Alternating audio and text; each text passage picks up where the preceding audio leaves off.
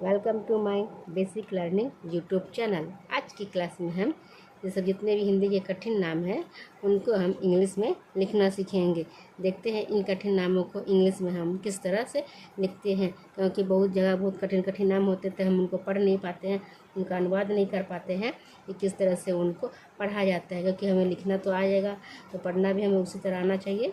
तो वीडियो शुरू करने से पहले चैनल को कर दीजिएगा लाइक और सब्सक्राइब। तो आइए देखते कैसे लिखेंगे। रॉ बनता है हमारा आर से, किसे बनेगा आर से, आर और आई क्या हुआ री। गौ का इंग्लिश होता है जी। कोई मात्रा नहीं है यहाँ पे, नहीं लगाएंगे, कोई मात्रा नहीं है तो वॉ का इंग्लिश होता है वी। एक की मात्रा के लिखते हैं ई। और दो का इंग्लिश होता है डी। तो क्या हुआ ऋग वेद।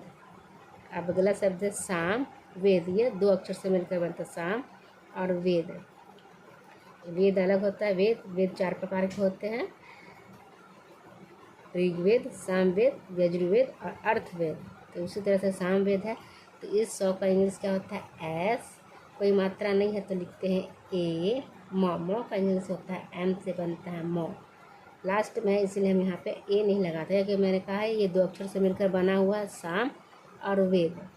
अब वेद का स्पेलिंग क्या होता है, वो बनता है वी से, वो बनेगा एक की मात्रा के लगाते हैं ई। और दो का इंग्लिश होता है डी। तो क्या हुआ साम वेद। अब है प्रसिद्ध। वो आधा है, उसमें ये रेफ लगा हुआ है, ये दो अक्षर बना प। उसी तरह से दो में ध लगा, ये भी दो अक्षर बना है। देखिए किस तरह से इसको लिखेंगे, क्योंकि ये हिंदी के कठिन शब्द है, उसी को हम इंग्लिश में लिखने की प्रैक्टिस करवा रहे हैं। प का इंग्लिश लिख दीजिए, पहले प लिख देंगे, फिर आर है, रॉ है तो रॉ का इंग्लिश होता है आर। कोई मात्रा नहीं है तो लिखते हैं ए प्र स। अब सौ का इंग्लिश क्या होता है, सौ बनता है एस से, छोटी की मात्रा का लिखते हैं आई। और दो का इंग्लिश क्या होता है डी होता है। एक ये दो डी लिख दिए, फिर ये आधा दो है ये, अब इसमें ये ध लगा हुआ है। अब इस ध को लिखेंगे तो डी और ऐसे बनेगा ध। तो क्या हुआ प्रसिद्ध है। इसी तरह से स्वचस है, सौ आधा सौ यहाँ पे है, यहाँ पे आधा चौ है। तो ये कैसे लिखेंगे, पहले सौ का इंग्लिश लिखते हैं, सौ बनता है एस से वो का इंग्लिश होता है डब्लू। कोई मात्रा नहीं है तो क्या लिखेंगे ए लिख देंगे। फिर आधा चौ है तो आधा चौ के लिए हम सिर्फ सी एच लगाते हैं।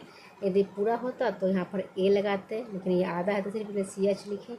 फिर क्या है छः है तो छः का इंग्लिश क्या होता है सी और डबल एच होता है। तो क्या हुआ स्वचस। देखिए किस तरह से लिख लिए। अब अगला नाम है प्रधानमंत्री। देखिए इसे कैसे लिखेंगे, पहले प का इंग्लिश लिखते हैं, फिर ये रॉ है तो इसको रॉ का आर लिख देंगे। कोई मात्रा नहीं होती है तो यहाँ पर ए लिख देंगे।